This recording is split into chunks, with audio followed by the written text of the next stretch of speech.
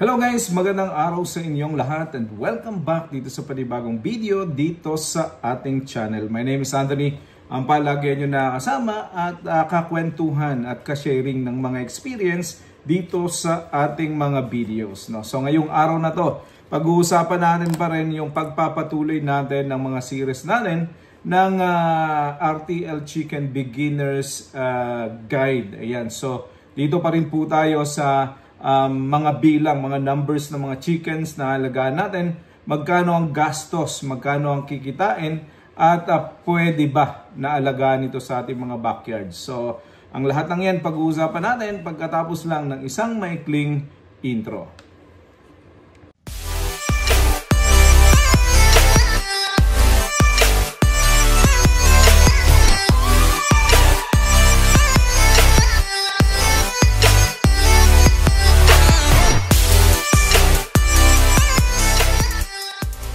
Okay guys, ayan, welcome back. Maraming salamat. Thanks for tuning in. Ayan, so ngayong araw na ito, katulad ng sinabi ko kanina, pag-uusapan naman natin is 36 heads na chicken sa pag-aalaga ng RTL Chicken. No, guys, so sa mga nakaraang mga videos ay pinag-uusapan natin yung mga series na ito, yung mga numbers na meron tayo. Kasi may mga kaibigan tayo na gustong malaman magkano nga ba ang kinikita at magkano ang gastos sa pag-aalaga ng mga certain numbers ng mga manok. So nitong mga nakaraang videos, pinag-usapan natin yung 48, 96, 192, 144 at marami pang iba. So ngayon pag-uusapan natin is yung 336. Last time pinag-usapan natin 240. No? So yan ay 6 na cages. Ito naman ay 7 cages yung pag-uusapan natin. No? So,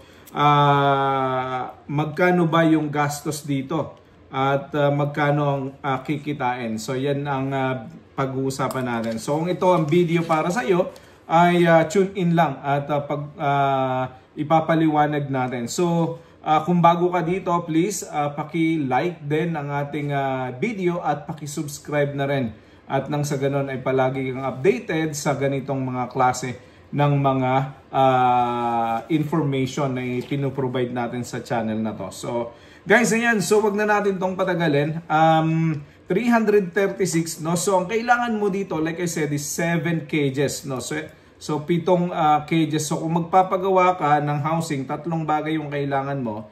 Una is yung housing, which pwedeng mag-fit yung 336 o yung 7 cages. Ikalawa, kailangan mo ng mga battery cages, which is kailangan mo din yung pwedeng ito yung DIY, pwedeng papagawa mo na, pwede rin naman na hindi mo gagamitan ng battery cages. Pag-usapan natin yan maya-maya. At kailangan mo, syempre, yung ating mga RTL chicken. So, yung mga kaibigan natin na nagtatanong, ito yung 3 importanteng bagay na kailangan mo. So, yung wala pang mga housing, halimbawa kung meron naman kayo ng mga lumang mga piggery na hindi nyo na ginagamit kasi nagkaroon din ng ASF sa inyong mga lugar, so hindi nyo na kailangan. Yun na ang inyong i-convert na gawing poultry house, no? Pwede na rin yun. Medyo mainit lang pero pagbukas naman at wala masyadong harang, lampasan ng hangin, okay na rin yan. Okay, so ganun ang ating gagawin. So housing, kung wala pa, magpapagawa tayo. So sa 336 U-shape ito, pwede mong pagawa ito, pero ang computation nito is katulad ng computation na ginagawa namin based on our experience. So, iba-iba yung mga computation, posibleng magbago ito, depende sa klase ng kulungan na ipapagawa mo, ng housing na papagawa mo. Kung mga kawayan lang at pawid, mas makakamura ka. Pero kung ang gusto mo medyo stable na, medyo magtatagal, sturdy, ganito yung computation na pwede mong gawin. So, 336, 140 ang allotted namin na budget per bird sa ating housing. So 336 times 140, that's 47,040 pesos. So mga nasa around 50,000 ka na budget. No? So yung cages na kakailanganin natin, like I said, yung sinabi ko, pwede naman itong DIY lang, no? So kahoy at saka kawayan, pwede na yan. Hindi ka gagastos ng ganito kamahal. Paggawa mo sa marunong gumawa at medyo makakamura ka. Pero kung gusto mo hassle-free, gusto mo i-deliver, install na, may budget ka para dito, pwede mo naman bilhin sa halagang 8,500. Mga nasa around 8,500. May mga mura, beware kayo sa mura kasi minsan na hindi maganda ang pagkagawa. No? So 7 times 8,500 is 59,500. So yun yung presyo niyan. Tapos yung ating mga manok, ang nagkakahalaga yan ngayon, yung RTL chicken natin, 16-week-old, mga nasa around 420 pesos. Yung 336 natin is 141,120.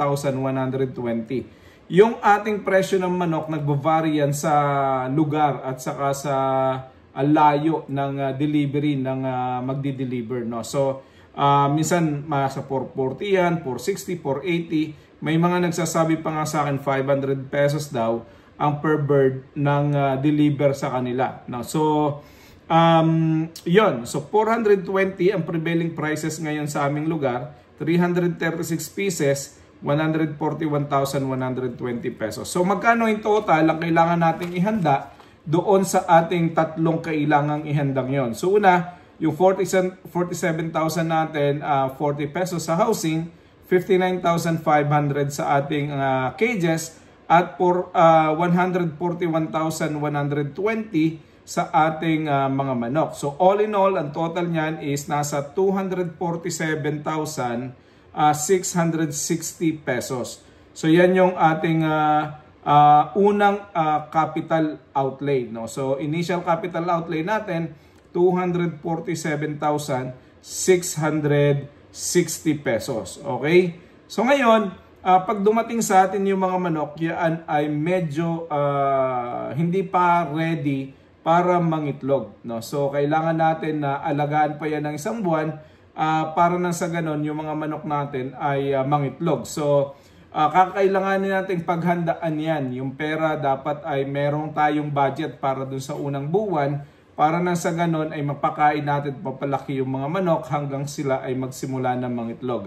Pag nagsisimula na sila mangitlog, na ibenta natin itlog, so yung pera na yon pwede na natin paikutin pambili ng mga kakailanganin natin sa mga susunod na buwan. But anyway, so magkano yung initial capital natin initial expenses natin sa unang buwan? So 336, kakain yan ng feeds, no? Yung 336 natin na heads, kakain yan ng ng feeds. So ang maximum na kinakain ng mga yan per day is 110 grams. So i-times natin sa 336 yan, nasa 36.96 kg per day ang kakainin yan per bird. No? So, ngayon, hindi pala, 336.96 kg ang kakainin ng lahat ng 336 mo na manok sa loob ng isang araw. So, i-times natin yan sa 30 days. Siyempre, papakainin natin ng 30 days yan. Nagkakaroon niya ng 1,108.8 kg sa loob ng isang buwan. So, mahigit 1,000 kilo ang kakainin nila. I-divide natin ngayon yan sa 50, which is yung timbang ng isang sako para malaman natin kung ilang sako sa isang buwan ang pwedeng kainin ng ating mga manok. So, ngayon, 1,108.8 kg divided by 50 is 22.17 sacks. So, lagay na lang natin sa 22 sacks. No? 22 sacks ang ating mapapakain. So, i-times natin yan sa prevailing prices ng feeds ngayon, which is yung ginagamit namin is 1,470 ang isang sako. So, yan ay nagkakahalaga ng 32,340 pesos sa loob ng isang buwan. No? Yung feeds pa lang ito. So, 32,340. Ngayon, meron tayong tinatawag na vitamins and minerals and supplements. No? Mga nasa around 500 din na magagastos natin yan sa isang buwan. Tapos, may electric tayo. Bumbilya lang naman yan. So, mga nasa around 500 din isang buwan. Tapos, yung ating paglalagyan ng mga tray, ng mga itlog, yung mga trays natin, mga nasa around 1,000 pesos per month ang magagastos mo dito. So, all in all, meron kang magagastos na 34,340 sa loob ng isang buwan. So, dapat ay pinaghahandaan natin yan. No? So, 34,340 pesos. Yan yung ating initial na expenses sa unang buwan ng pag-aalaga natin ng RTL.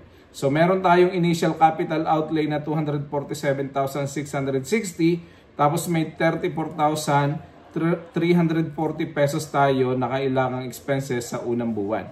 Ngayon guys, ang tanong, kikita ba tayo? Magkano ba ang kita dito sa 336 na heads na alagaan natin, which is yung 336 ay 7 cages. No? So, magkano yung ating kikitain? So, yung 336 natin, mangingitlog yan ng mula sa simula hanggang sa katapusan, mga nasa average ng 85% na yield. No? So, 85%. So, ibig sabihin, yung 336 natin, mangingitlog yan ng 385 eggs per day. No? So, 385 eggs per day times natin sa 30, yung 30 days no, sa isang buwan, 8,550 eggs per month yan. So, i-times natin yung 8,550 sa 7 pesos. Yung 7 pesos na yan is yung current average price sa market. No? So, merong mas mahal ng konti dyan. May 8 pesos, 9 pesos, may 10 pesos. Pero kuhanin natin lamang sa 7 pesos. Kung kayo mismo magbibenta ng retail sa inyong mga tindahan, mas makakalaki kayo ng profit. Pero compute natin ngayon dun sa average price sa market. So, 8,550 times 7 pesos, nagkakaroon tayo ng 59,850 pesos sa isang buwan. Yan ang ating gross monthly income. So, okay. I-times ngayon natin yan sa isang cycle, guys. No? So, ang isang cycle ng ating pagmamanukan, yung commercial viability niya is 20 months. No? Merong mga manok na tumatagal ng 24 months, may tumatagal na 30 months, depende ba yan sa inyong pag-aalaga at sa ganda ng pag-aalaga. So, pagganda ng pag-aalaga, pagdami ng binibigay na itlog at saka the same time, paghaba ng ng kanilang cycle. No? So, yun. So, i-times natin sa 20, yung 59,850 times 20, meron kang kikitain na gross income, 1,197,000. Yan ang iyong magiging gross income sa loob ng almost 2 years, no? Yung 20 months. So, malaki, di ba? Mahigit kulang-kulang 1.2 million. Ngayon, compute naman natin yung ating expenses mula dun sa unang buwan hanggang sa ika-20th month, no? So, yung 34,340 na expenses natin, i-times natin sa 20 yung cycle, yan ay 686,800 pesos. Okay, so i-minus natin yan sa 1,197,000. Ang matitira sa atin na gross profit is 510,200 pesos sa loob ng isang cycle. Gross profit yan, guys. So, ima-minus naman natin sa 510,200 yung ating initial capital outlay, yung ating 247,660. So, ang matitira sa iyo is 262,540 pesos. Again, mga estimated figures po ito, mga conservative figures ito. Ngayon, dahil hindi na nangingitlog ng marami yung iyong mga manok, ang iyong gagawin dyan, ikakal mo na yan. So, kailangan mo ng ibenta yung iyong mga manok at papalitan mo na ng mga bagong manok yan. So, ibig sabihin, yung ating 336 na manok, ating ibibenta na yan. Pero through the process, mula sa day 1 hanggang month 20, merong mga namamatay diyang manok. So, meron tayong tinatawag na mortality. So, ang acceptable numbers ng mortality is 10%. So, minus natin yung 10% do sa 336, matitirihan lang tayo ng mga nasa around 303 na chicken sa buong cycle. So, yung 303 times natin sa 120 pesos per bird, ang price niyan, magkakaroon tayo ng pera na pinagbentahan na 36,360 pesos. Ngayon, i-add natin yan do sa 262,540 nating profit. So, magkakaroon tayo ng 298,900 pesos. Ito yung ating total net profit. Ngayon, meron pa rin tayong kikitain kung nagbibenta tayo ng ipot ng ating mga manok. So, the added revenue pa yon. Meron pa tayong added revenue din kung nagbibenta tayo ng mga sako na pinag-alisan natin ng feeds. 10 pesos po ang isa na sako. So, kung marami kayong sa loob ng 20 months, gumagastos kayo ng 22 sacks every month, marami kayong sako na pwedeng ibenta, na pwedeng idagdag dito na profit. So, yon. Ang maganda nito guys, after this cycle, no, after the first cycle, yung susunod na cycle, mas malaki na ang tutubuin nyo. Bakit? Hindi na kayo magpapagawa ng building, hindi na kayo magbibili ng battery cages, manok na lang yung inyong bibilin, at the same time, yung susunod na mga feeds na lang ang inyong gagastusin. So, guys, itong negosyo na ito is, sabi nila, is profitable. Totoo, profitable ito. So, kaya lang, syempre, kailangan natin na bigyang attention at alagaan. Kapag ka po tayo ang mag-aalaga, malaki ang kikitain. Pero kung tayo po ay kukuha ng tao at para mag-alaga ng mga manok na ito, medyo maliit lang din ang ating makukuha. No? So maliit lang din yung ating magiging profit. Again, ito lang po ay estimated. Ang atin pong presyo ng itlog at presyo ng manok at prices ng lahat ng bagay sa market ay pabago-bago.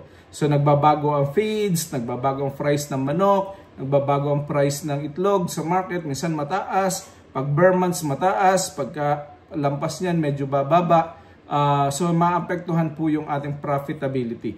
Pero yung ating pong computation, i-base na rin na po yan sa year-round na estimated prices. No, so more or less mga nasa ganito na yung ating kikitain, pero more or less kikita pa tayo ng mas maganda at mas malaki kung tayo ay mag-aalaga ng manok na ito sa ating mga backyards. No? So, yun lang. Kung ang video na to ay nakatulong sa iyo at sa tingin mo ay informative, paki-like naman ang ating video, thumbs up lang.